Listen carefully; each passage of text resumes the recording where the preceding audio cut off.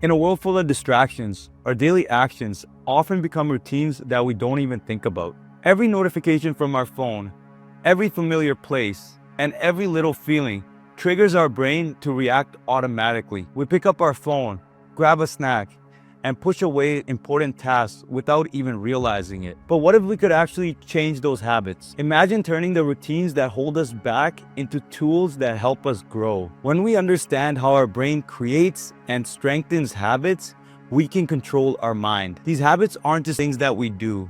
They become a part of who we are and how we make decisions. In this video, we'll learn how to break free from habits that keep us stuck and build new habits that help us grow. It's time to take control of your habits and start living your best life. First, we'll dive into how our brain creates habits and understand how it is programmed over the course. But if you want to dive straight into how your brain can change habits, there are chapters below that you can click on and go straight to those points. Before we get started, please like this video. It helps us share the utmost value with a larger group of people and help change their lives for the better. So, how the brain creates habits. Habits are created through a three-step process: a cue, a routine, and a reward. Number one, a cue. This is a trigger that signals your brain to initiate an action. It can be anything: an emotion, a place. For example, walking into the kitchen, you might have junk food in front of you, which is a cue for you to act and eat that junk food when you are hungry. Eventually, without conscious thought, you are overloading on unhealthy snacks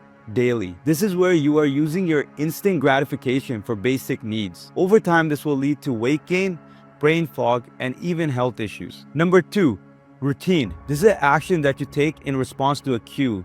This is what you actually do. If the cue is walking into the kitchen and seeing junk food, the routine will be actually picking out that cookie and eating it. Because it is readily available for you, and you have done this action over and over again, you will do this without any conscious effort. Number three, reward.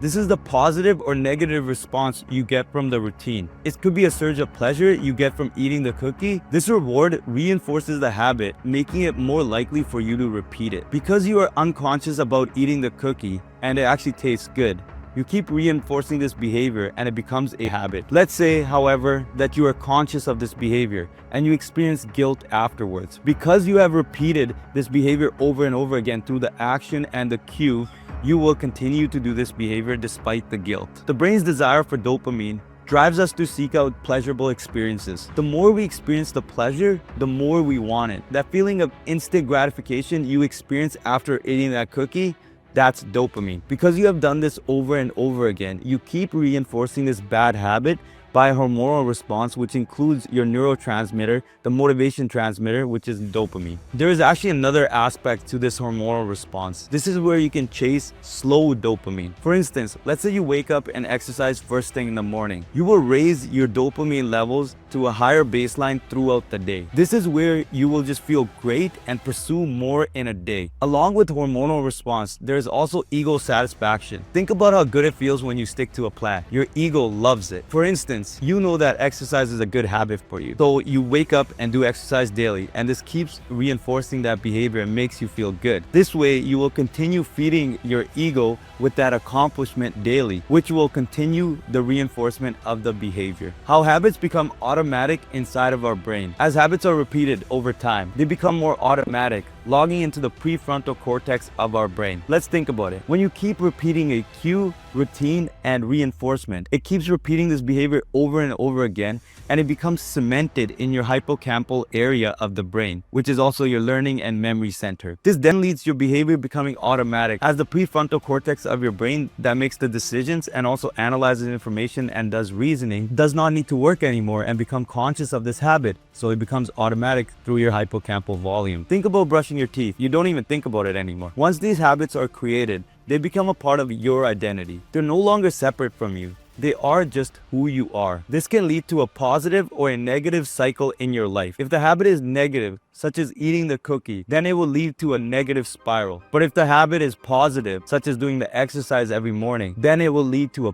positive spiral. Now let's start by how you can change your life by building good habits. Changing habits can transform your life by building your daily routines. This can lead to improved health, increased productivity, and even enhanced well-being. Small, consistent changes build the momentum, boost your confidence, and lead to a positive feedback loop. As you replace your negative habits with positive ones, you unlock new opportunities and lead to a growth mindset. And this ultimately redefines your future. Now, after establishing the positive feedback loop, you can use your self-image in order to make lasting positive habits. So what is this positive feedback loop? Remember cue, routine, and reward? Well, I'll show you how I became a runner by using this loop. I used to have extreme difficulty with running daily, so I decided to read a book called Atomic Habits. And from that, this is what I picked up. Firstly, I learned how to create a cue that makes me more readily available for running. So the cue I established here was waking up, having my clothes ready that were my running outfit. I wore those, went outside, and at the kitchen I picked up my water bottle, and then I had my shoes right outside the door. The way I rewarded myself afterwards was I came back home to a nice big breakfast. So this cue, routine, and reward helped me create this habit of me becoming a runner. I had to take it a step further, and I really had to identify myself as being a runner. So why are habits so powerful? They are really powerful because our brain automates repetitive actions through a habit loop, making these habits deeply embedded in our brain and often automatic. So changing habits this way can allow you to either become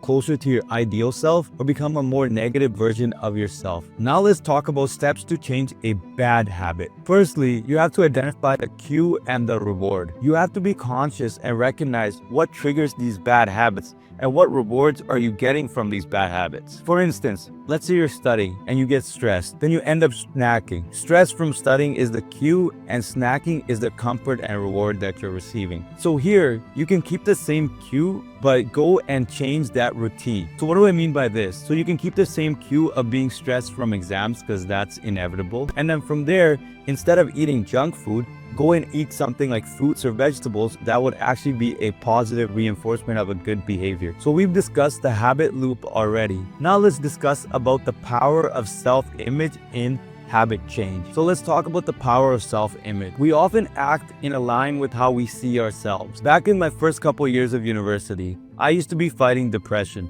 So it was really hard for me to establish new habits that were positive.